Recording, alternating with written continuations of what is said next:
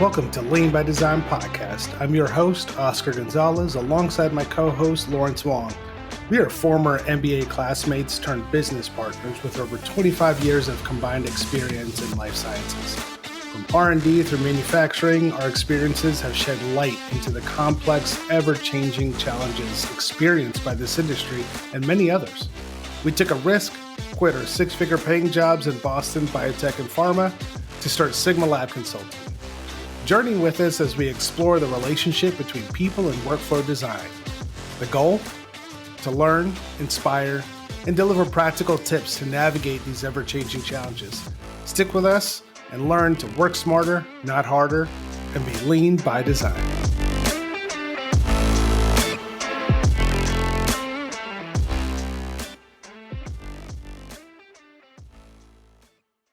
Thanks for joining us for another episode of Lean by Design podcast. I'm your host, Oscar Gonzalez, and in line with our short form content, I wanted to talk about something that I've noticed and I want to provide some value in to those out there in the biopharma and biotech workspaces. As you understand from my history, some of you may or may not know, I at first had been working through laboratories and academia, moving into the pharma space to where I then transitioned into project program management. And then we continued to spin out our own consulting firm that really looked at creating lean and efficient workflows within organizations, especially in the biopharma space. I have been working with the software Smartsheet in the biopharma space since about 2017.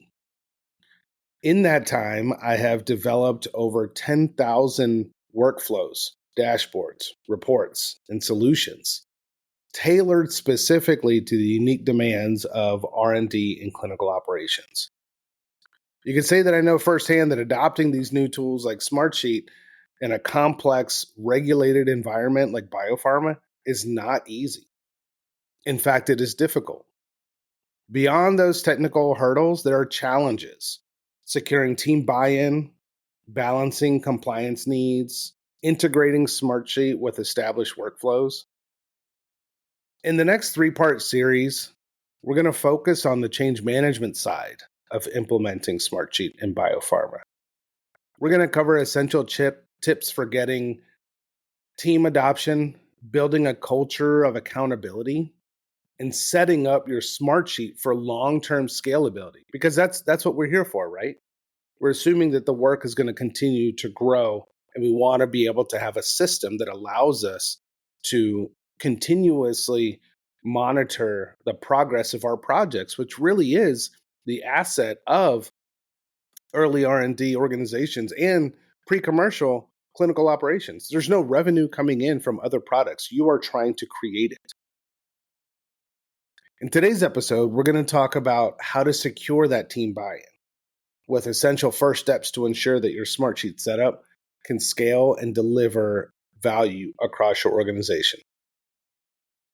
So stay tuned and check it out.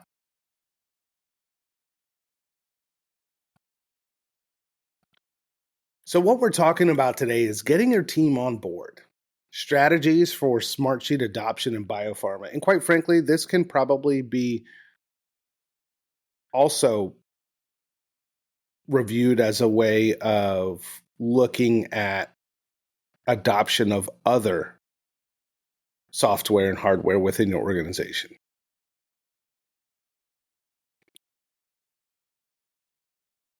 Secure and buy-in is one of the biggest hurdles in software adoption. You have folks with different experiences. You have folks with different levels of comfort from software to software. And Smartsheet is no exception. So today we're going to explore practical strategies for getting your team on board with Smartsheet. We're going to focus on the unique context of biopharma, where the stakes are high, workflows are intricate, and quite frankly, your workflow is probably going to change next week because there is a new initiative from leadership or a decision to restructure how you're managing projects. But by showing your team the value of Smartsheet and what it can bring to their daily work, you can lay the foundation for successful and sustainable adoption.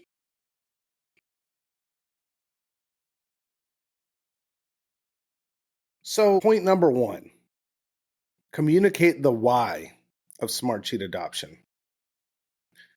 Adoption of any software really starts with an understanding why the tool is valuable. And this understanding should not necessarily come from folks that are not inherently involved in the process, because I'm sure you've either heard it or you said it before. They don't know our work. We are using this software and they don't understand how we work. It's critical to ensure that the folks you are looking to help adopt this new software, that they understand the why. For Smartsheet, this means emphasizing the capacity to streamline those tasks, improve your data transparency, and reduce administrative burden. In biopharma, we are sort of stuck against this time and precision, but we need to hurry up. We need to appeal to our stakeholders, to our board members.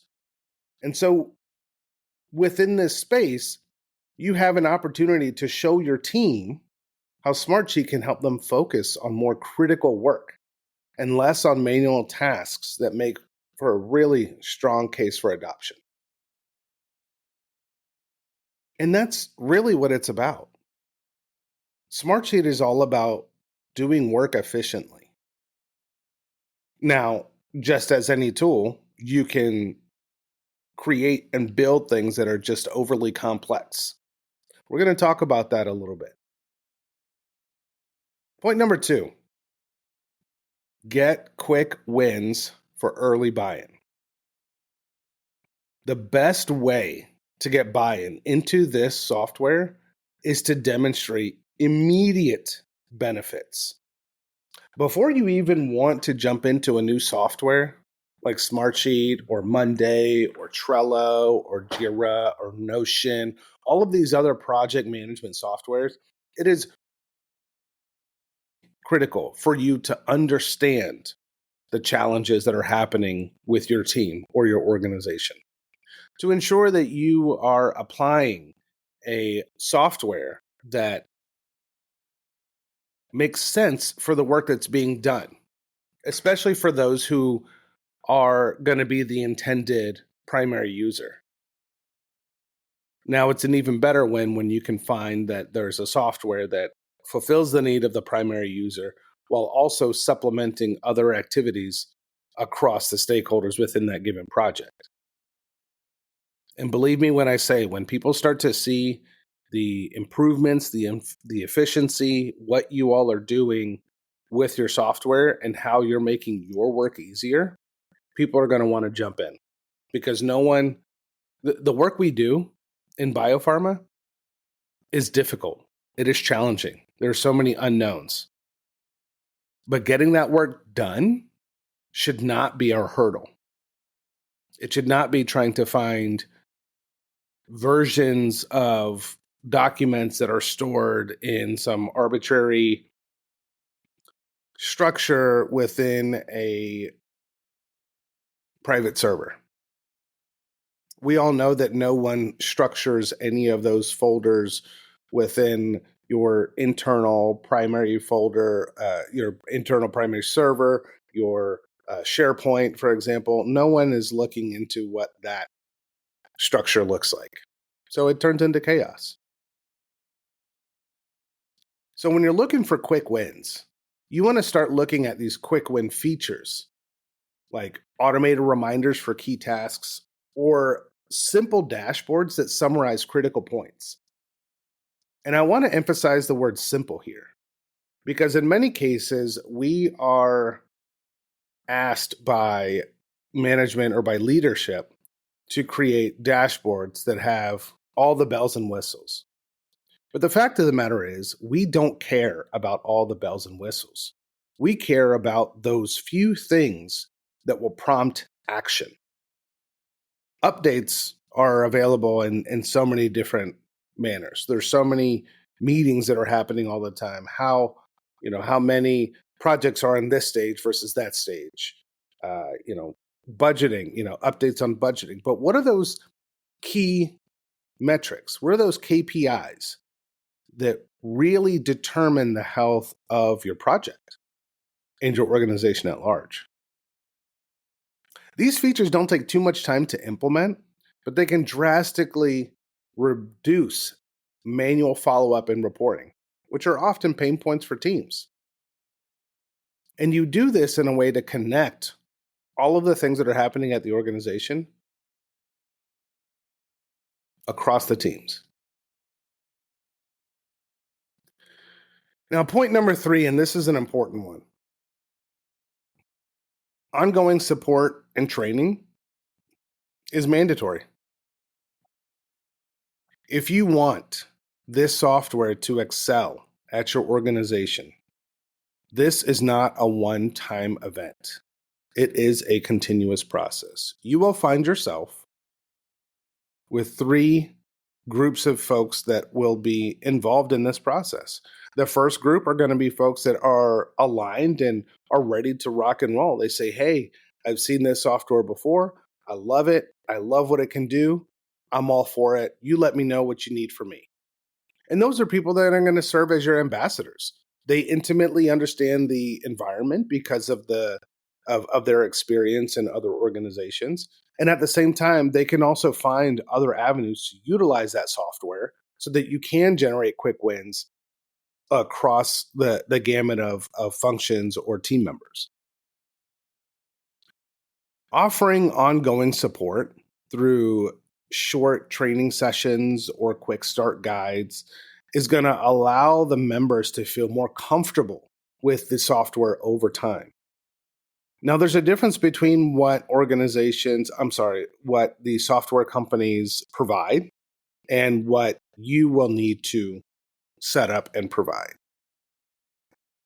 Oftentimes, software organizations are going to look at how the tool is being used. It's going to go through, these are the features. This is how you would use it. This is when you would use it. Now, what's missing is the context. That context comes from you. So it is up to you to use your critical thinking skills to look at this system, see the opportunity, and translate that opportunity into big wins in your biopharma organization. When you apply these short training sessions, and I'm talking 30 minutes every 2 weeks, let's sit down, let's talk about a few things, see if we have a few questions, and keep moving on from there. This is going to give that level of comfort over time in this software. You can also encourage a feedback loop where users can voice their needs or concerns, allowing you to address them proactively and make the tool more user-friendly as your team grows with it. So the point here is not to do this in a bubble. Give your team the opportunity to give feedback into spaces where additional training is needed, into gaps that may start to manifest, into where this tool could really provide value, not just in your team, but in stakeholders. So we talked about communicating the why in your adoption, quick wins for early buy-in, and creating that ongoing support and training. Getting your team on board with software like Smartsheet is all about showing the practical benefits and providing support as they get comfortable with the tool. Next time, we're going to talk about creating accountability structures that encourage execution without micromanaging. Thanks for listening to our podcast. And if you found today's podcast episode helpful, please subscribe and share with anyone else looking to make Smartsheet adoption journey a success, or any software for that matter. Until next time, take care. Thanks for listening. Don't forget to leave us a review, like, and share on Spotify, Apple, and Google Podcasts, or wherever you get your podcasts.